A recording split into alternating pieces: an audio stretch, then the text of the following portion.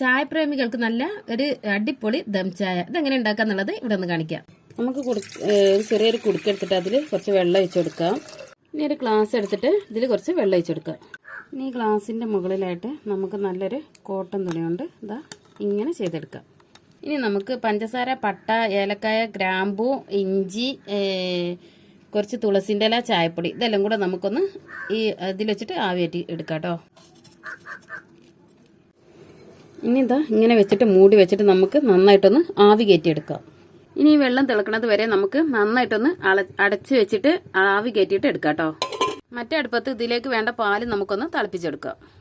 അങ്ങനെ ഒരു 5 മിനിറ്റ് ഇതാ തിളപ്പിച്ചെടുത്തിട്ടുണ്ട്. ഇനി ഇത് ചൂടാറിയിട്ട് നമുക്ക് നന്നായിട്ടൊന്ന് പിഴിഞ്ഞെടുക്കാം. ഇത് നമുക്ക് നന്നായിട്ടൊന്ന് പിഴിഞ്ഞിട്ടെടുക്കാം. ഇനി ഇത് തിളച്ച പാലിലേക്ക് നമുക്കിതാ ഒഴിച്ചെടുക്കാം. നമ്മുടെ ദം ചായ റെഡി. ഇതാ വീഡിയോ ഇഷ്ടപ്പെട്ടാൽ സപ്പോർട്ട് ചെയ്യണേ. നല്ല ടേസ്റ്റുള്ള ചായയാണ്.